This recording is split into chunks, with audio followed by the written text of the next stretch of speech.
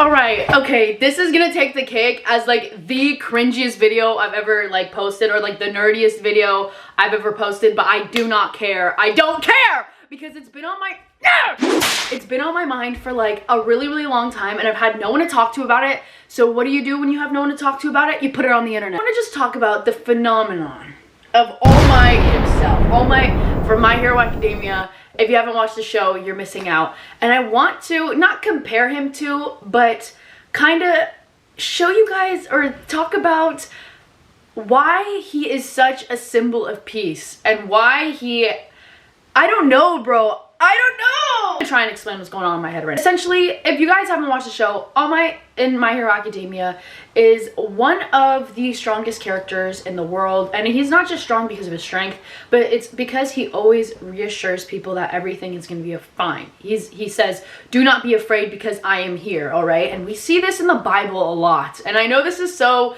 dumb and you guys are like, Alyssa, shut up! But we see this a lot in the Bible. Do not be afraid, I am here. If I am near, do not be afraid. We see this a lot. Why is this so important? The religious aspect out of this character, out of Jesus Christ, out of All Might. You know, All Might is just an anime character, all right? If we take that religious aspect out of him, he is still seen as this pillar of peace. He is still seen as this hero. Now, I was really thinking, what makes a hero? What defines a hero? Why do I have this conviction? Why do I feel like in my heart I am so attached to these fictional characters? Why do I feel like I want to be a hero? Why do people look up to heroes? Why do people want to be like Spider-Man or like Superman? Or why do people feel so inspired and so driven and so like connected to people who want to do well? Why do people want to do well, and what is good, and what is morally well? What is doing well? Well, one of the first things in the Bible that we see is, you know, the biggest commandment, you know, in the New Testament is love your neighbor like you love yourself. The Lord always talks about how we have to help people. Do you know there was a survey done? The happiest people are ever, the most dopamine they will ever get, the most happy their brain, the chemicals in their brain, the most they release those chemicals is when they help another person. And it was written 2,000 years ago, right? And then we hear this in the Bible, right? If you seek me, you find me. You know, if you follow Lord, if you follow God, you have this constant joy, right? You have joy. When you follow God, you have joy. Now, joy and happiness are two different things, all right? When you have joy, all right, you are happy in no matter any circumstances. I think in the book of Philippians, somebody was in prison and he wrote the happiest book in the Bible, because it's not about happiness, not about where you are, but what you do with where you are. When you help people, you experience joy. When you're close to God, you experience joy. 2,000 years ago, he says, hey, you want to be close to me? You help people. Why? It's like this, it is this intertwining thing, all right? And you're probably thinking, Alyssa, you freaking freak, how are you thinking of Jesus Christ when you're watching My Hero Academia? And let me tell you, wow, that is the most loser sentence I've ever said. Why? And it's because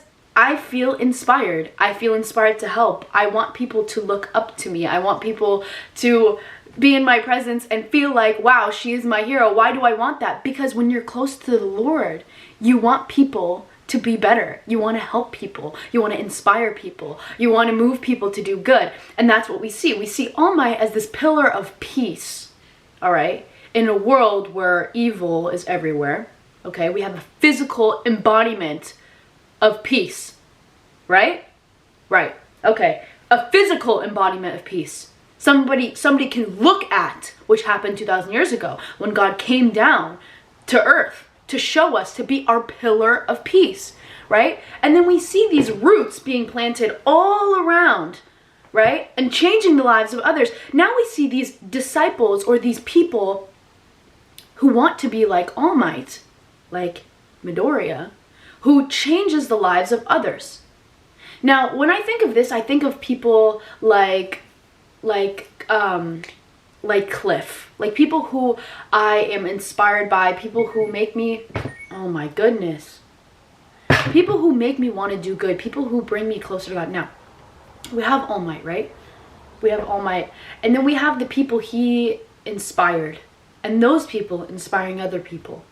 Now, we have this whole thing in the show, in My Hero Academia, right, where there are heroes, but that are not doing it for the good of the world. They're doing it for the money, and you know, they're doing it for the power, and they're doing it for the label, which we also see in everyday society. So when you have this pillar of good, you have people who want to be exactly like you and who you inspire to do good, all right? But then we have this whole gap in the show with what is good, what makes a good hero, what makes a great hero, why is this hero more angry than this hero? And then we have the whole thing where these quirks or these gifts that were gifted to us can actually inspire and change our personalities. Dude, this is in the real world. This is in the Bible, all right? So, and that's why I like the show so much, okay? Everybody's born with something different that makes them different. That might make them more explosive or angry, or that might make them more carefree and happy. It does not, that's what I'm saying. You have a gift that God gave you, and you can use it for good or for bad. You can use it for good and for bad. There are people, there are heroes with villain origin stories who want to be a hero because they see what it's like to be in the darkness. And then we have people in the darkness who know what it's like to be in the darkness and want to give other people darkness. We have this good and this bad.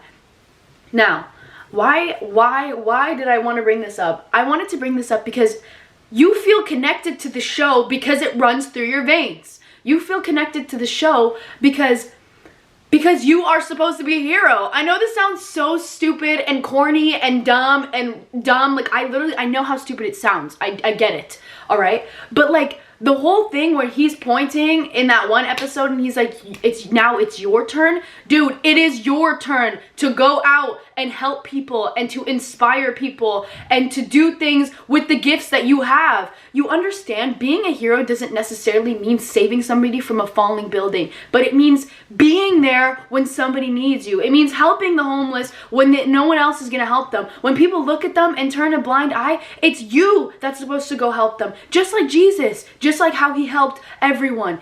You feel inspired to be a hero because it runs in your blood, and it's because Jesus Christ exists. You understand that? You feel inspired by these heroes because you know what it's like to be left alone in the dust and no one to help you. You feel inspired by these Marvel characters because you know what it's like to help someone and feel that feeling in your heart. Do you understand what I'm trying to say? So, anyways, fine, you don't watch My Hero Academia. Everybody and their mother has watched a superhero movie before, and you know damn well what you feel like after you watch that freaking hero movie. You feel like $1,000,000. You feel like you want to go out there, you want to save someone, you want to find a pretty girl to save. You want it all right? Fine.